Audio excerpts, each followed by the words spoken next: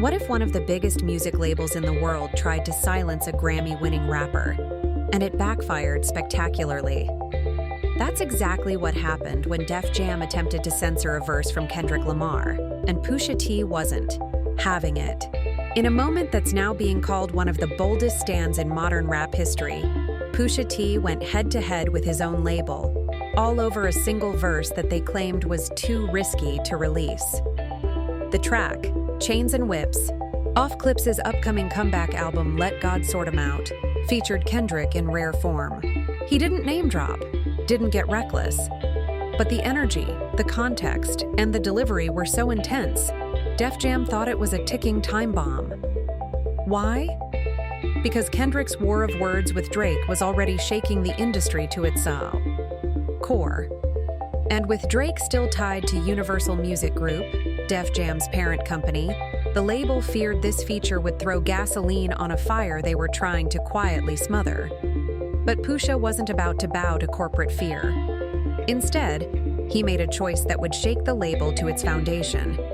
He put his career, his deal, and his legacy on the line, all to protect one verse. And what he did next? No one, not even Def Jam, saw it coming.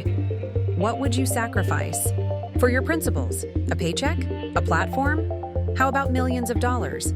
That's exactly what Pusha T put on the line. After Def Jam tried to muzzle Kendrick's verse on Chains and Whips, Pusha didn't just push back, he walked away from the label completely, and not with a handshake and a press release.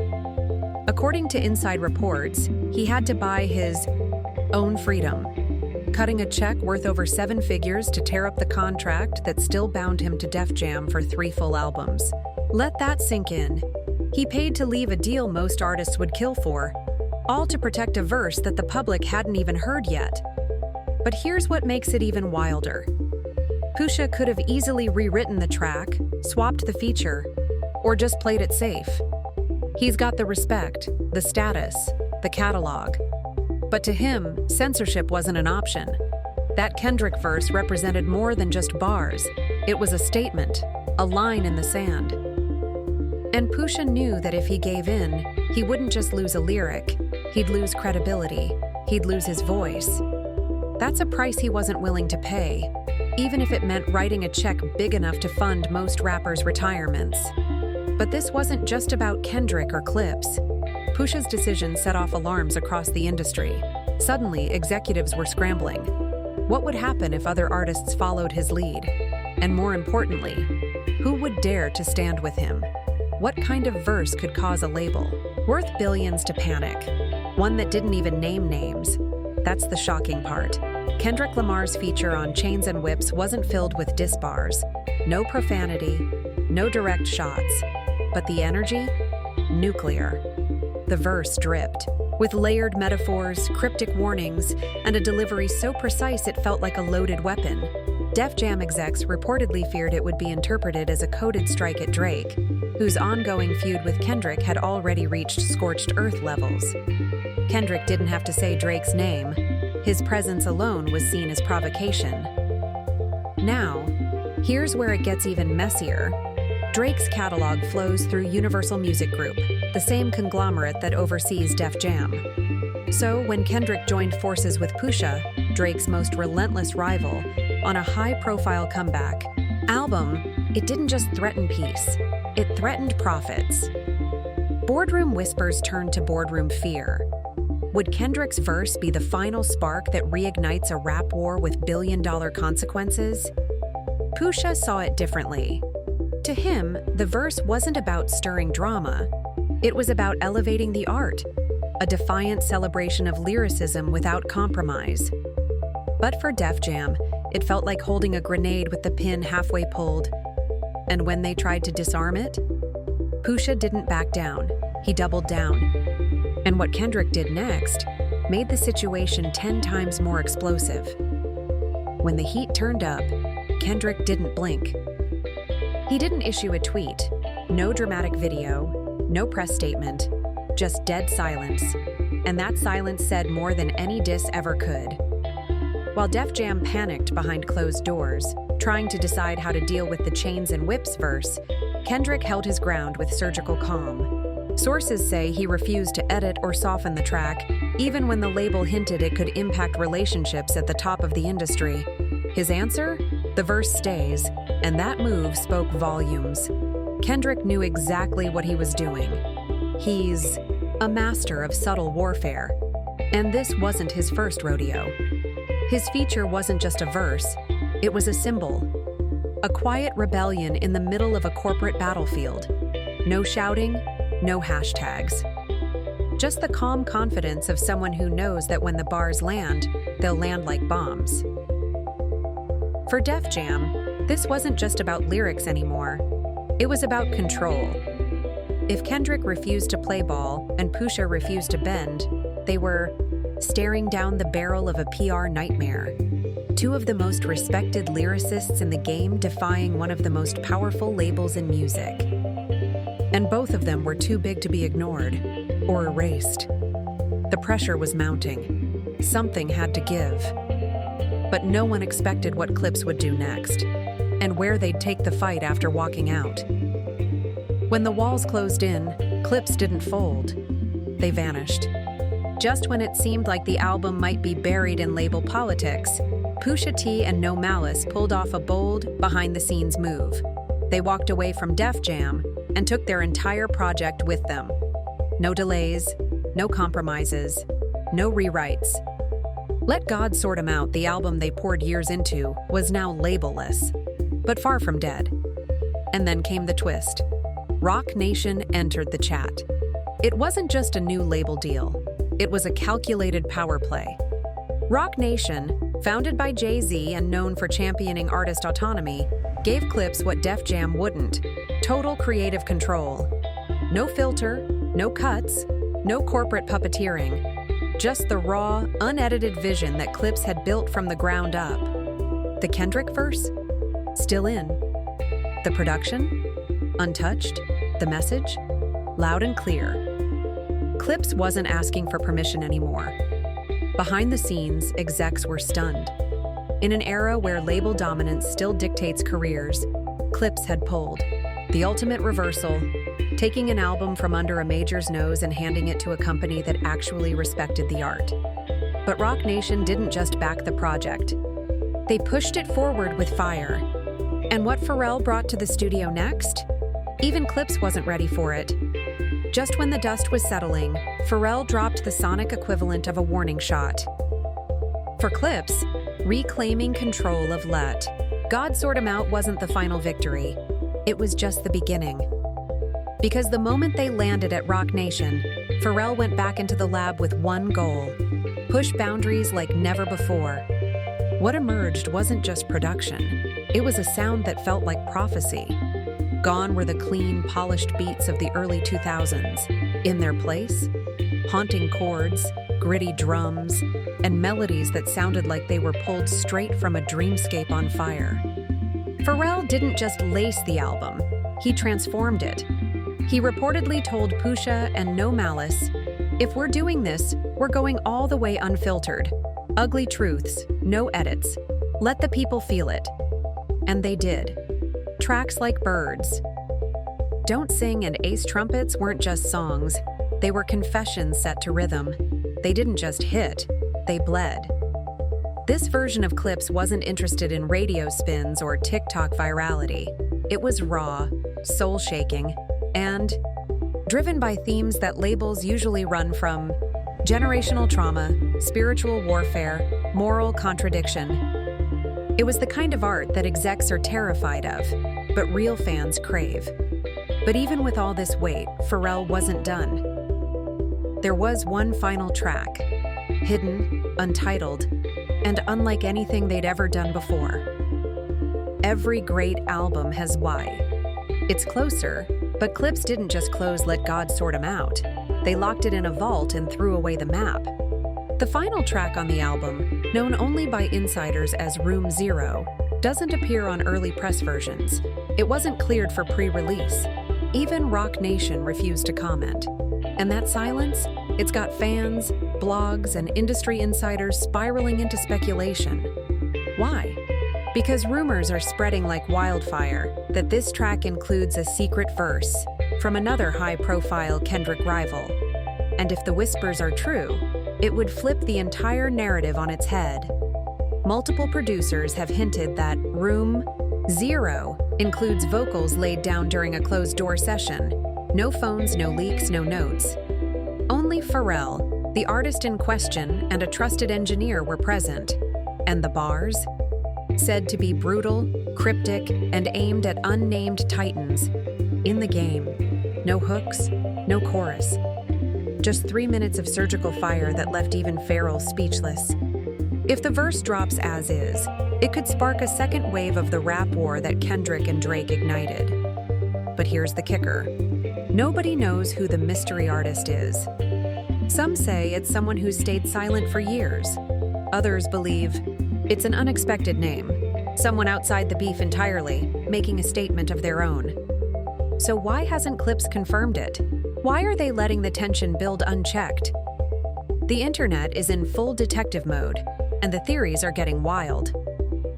Since whispers of Room 0 leaked, fans have dissected every tweet, every beat, and every shadowy Instagram story tied to Clipse and Kendrick's inner circle. Reddit threads are flooded with speculation. Genius lyric forums? Blowing up. Some claim the mystery feature is a New York legend coming out of retirement. Others think it's an unexpected West Coast figure making a quiet declaration of loyalty or revenge. One post even suggested the artist in question had ties to both Drake and Kendrick, making this verse a coded betrayal. But it's not just fans stirring the pot. Industry execs are nervous. According to whispers from label insiders, Roc Nation is tight-lipped for a reason. Not because they're hiding something illegal, but because they know the impact of this verse could explode into headlines. The idea of a rap civil war isn't just internet hype anymore. With Kendrick already igniting lyrical chaos and Drake under a global microscope, one more domino could send everything toppling. Still, Clipse remains dead silent. No leaks, no press statements, no denials. Just a steady stream of cryptic posts, subtle teases, and the promise that "let God sort 'em out" will not be edited, filtered, or sanitized. But if Room 0 is real, and the rumors are even half true, then the question isn't who's featured. Behind the scenes, it's not excitement, it's panic. While fans hype up Room 0 and "let God sort 'em out," major players in the industry are reportedly scrambling to control the damage before it even happens. Sources close to distribution say that internal emails have already flagged the Clipse project for sensitive content review. Translation? Labels and execs are trying to prepare for war, but not the lyrical kind, the business kind. Remember, this isn't just a rap album. This is a direct challenge to how labels operate. By pulling their project from Def Jam and refusing to censor Kendrick or the rumored final verse, Clipse basically exposed the machinery that usually works in silence. Corporate politics, brand shielding, silent blacklists, and now, those same forces are whispering about throttling promotion, shadow censoring Clipse, and delaying playlist placements unless the team reconsiders the rollout. But here's the twist. Roc Nation saw it coming. Insiders claim Jay-Z's camp already anticipated the pushback and built a parallel strategy: direct-to-fan rollouts, private listening events, and a stealth marketing plan designed to bypass the very gatekeepers who want it buried. That's right. This album may become the blueprint for how top-tier artists can dodge label interference and still dominate the culture. But there's one major problem looming. One no one's talking about yet. Just when it seemed like Clipse had dodged every bullet, a new and far more dangerous obstacle emerged. And this time, it wasn't coming from a label or a streaming platform. It was coming from international markets. Multiple foreign distributors, particularly in Europe and Asia, have reportedly raised red flags over the album's final content, including themes of rebellion, social unrest, and unfiltered commentary about religion and power. Why does that matter? Because even if Let God Sort 'Em Out drops clean in the US, global gatekeepers, especially those in authoritarian-leaning territories, have the power to block entire projects from their platforms. If flagged, the album could be geo-restricted, muted in certain countries, or even pulled from global DSPs. Not for profanity, not for violence, but for ideas, for tone, for truth. Sources close to Roc Nation suggest that two songs in particular, Room Zero and another Pharrell-produced cut titled Exodus Reborn, were quietly flagged as politically sensitive in pre-release export checks. This type of suppression isn't new.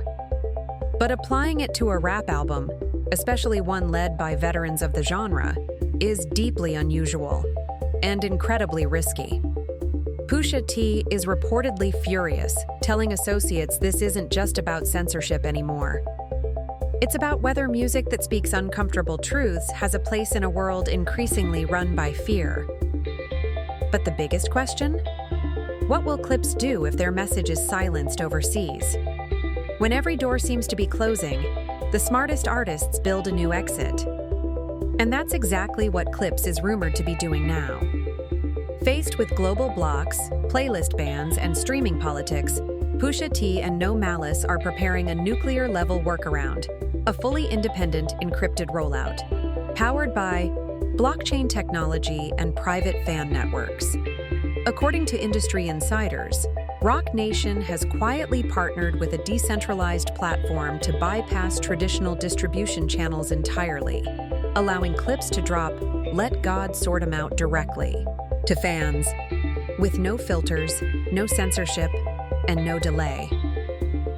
This wouldn't just be groundbreaking, it would be historic. Artists have flirted with NFTs and Web3 in the past, but never on this scale, and never with an album carrying this kind of cultural weight. Imagine downloading a Clipse album from a private access key, completely untouched by Spotify, Apple Music, or the global regulations trying to suffocate it. It's raw, it's disruptive, and it would send a crystal clear message.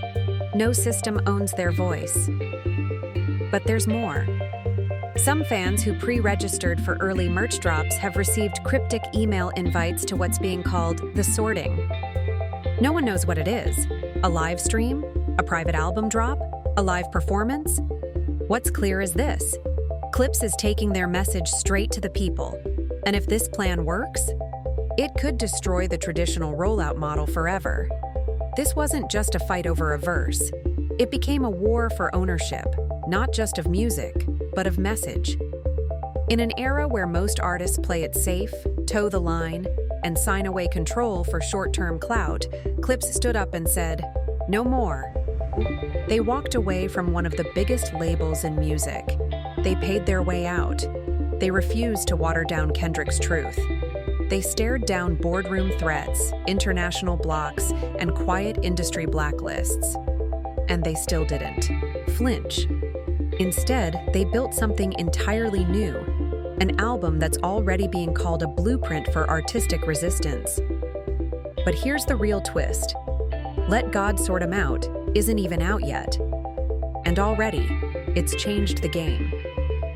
Fans are more hyped for this drop than anything in Clipse's career. Critics who once dismissed them as early 2000s nostalgia are now calling them the most dangerous act in rap. Not because of gimmicks, but because they refuse to compromise. This isn't just about music anymore. It's about freedom.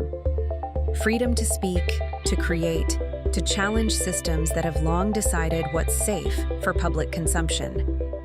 And if this works, if Clipse successfully delivers this project on their terms, outside the system, what happens next? Will other artists finally follow suit?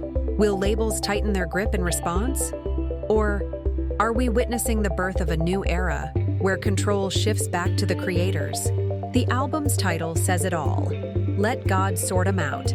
Because this time, no gatekeeper, label, or algorithm gets to decide what the people hear. And now the final question is yours. Will you be on the outside watching or inside listening when the revolution begins?